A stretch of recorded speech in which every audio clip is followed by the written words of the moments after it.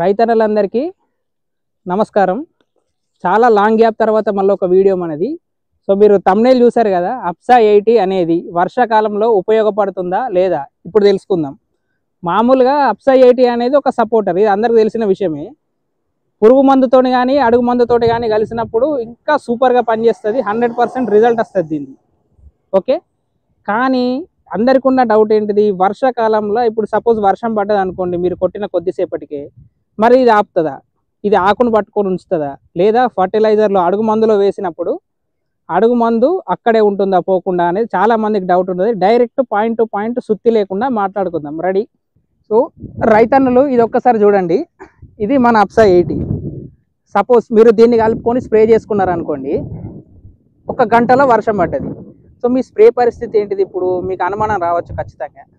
So ఇక్కడ ఏంటిదంటే అప్సా 80ని కలుపుకొని ఎప్పుడైతే స్ప్రే చేసుకుంటారో ఇది ఖచ్చితంగా 15 నుంచి 30 నిమిషాలల్లో ఆకుకు పూర్తి స్థాయిలో సూక్ష్మ రంధ్రాలతో సహా చొచ్చుకపోతుంది అన్నమాట.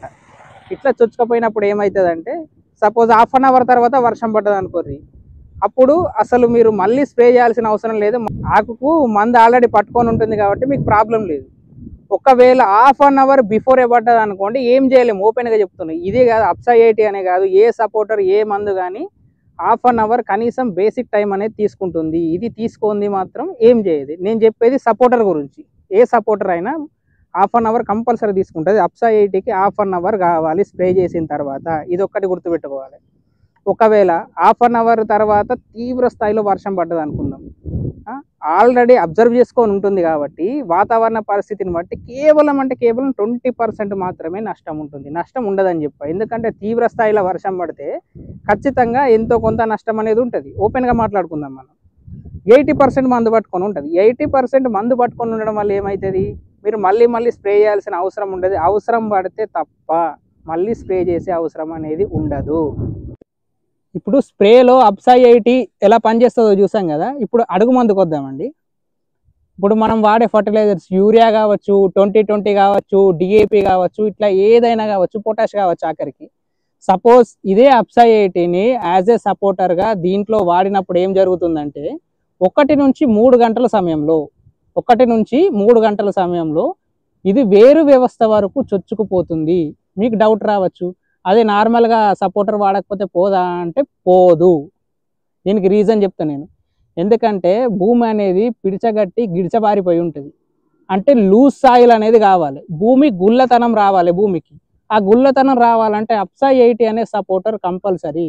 మీరు పైనుంచి చాలా అడుగు మందులు ఇస్తారండి, భూమి అనేది పిడిచగట్టిపోయి గిడిచబారిపోయి ఉంటే ఏం జరుగుతుంది అంటే వేరు వ్యవస్థకి వెళ్ళదు. ఫస్ట్ ముచ్చట మధ్యలోనే ఆగిపోతూ ఉంటుంది. కొంత భాగం మాత్రమే పోతుంది. కొంత భాగం పోయినప్పుడు ఏమవుతుంది, కొంతే రిజల్ట్ వస్తుంది. పూర్తి స్థాయిలో వెళ్ళినప్పుడే 100% రిజల్ట్ వస్తుంది. ఆ పూర్తి స్థాయిలో వెళ్ళడానికి ఉపయోగపడేది మీకు అప్సా 80. రైతన్నలు ఇక్కడ ఇంకొక విషయం ఏంటిదంటే, అధిక వర్షపాతం ఉన్నప్పుడు లేదా నార్మల్ రెయిన్ కూడా కంటిన్యూస్గా కొట్టినప్పుడు భూమిలో ఒక ప్రాబ్లం వస్తుంది. అది ఏంటంటే తేమ శాతం అనేది 85% దాకా పెరిగే అవకాశం ఉంటుంది. ఇది ఒక్కటి బాగా గుర్తుపెట్టుకోరు. అసలు తేమ శాతం అంటే ఏంటిది, మరి దానివల్ల ప్రాబ్లమ్స్ ఏమన్నా వస్తాయా అంటే ఎస్. తేమ శాతం అనేది ఎక్కువ ఉన్నప్పుడు భూమిలో మొదటిలో వచ్చే వ్యాధి ఏంటిదంటే వేరుకుళ్ళు. వేరుకుళ్ళు వస్తే ఎంత దారుణంగా ఉంటుందో మీకు తెలుసు. మీరు ఒక్కొక్కసారి 3 నుంచి 4 సార్లు కొట్టిన సందర్భాలు కూడా ఉంటాయి వేరుకుళ్ళు వచ్చినప్పుడు.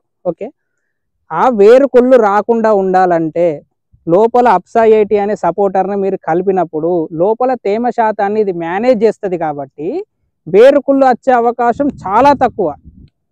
వర్షం స్థాయిని దాటి పడితే తప్పించి వేరుకుళ్ళు వచ్చే అవకాశం ఉండదు. ఒకవేళ వేరుకుళ్ళు వచ్చినా చాలా 20% డ్యామేజ్లో మొత్తం టోటల్గా అయిపోతుంది. ఇక్కడ డ్యామేజ్ అంటే మీరు మళ్ళీ నెగిటివ్ అర్థం చేసుకోకండి, 20% మాత్రమే వేరుకుళ్ళు వచ్చే అవకాశం ఉంటుంది అని దీని అర్థం.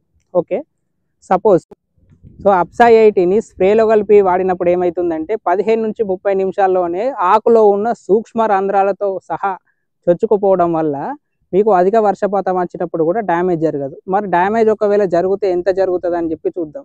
సపోజ్ ఈ 15-30 నిమిషాల లోపే వర్షం పడ్డది అనుకోర్రి, కేవలం 30% మాత్రమే డ్యామేజ్ అయ్యే ఛాన్స్ ఉంటుంది. ఎందుకంటే మొత్తం డ్యామేజ్ కాదని చెప్పి చెప్పలేము. ఇమీడియట్గా మీరు కొట్టినా ఇమీడియట్గా వర్షం పడితే డ్యామేజ్ అనేది ఉంటుంది.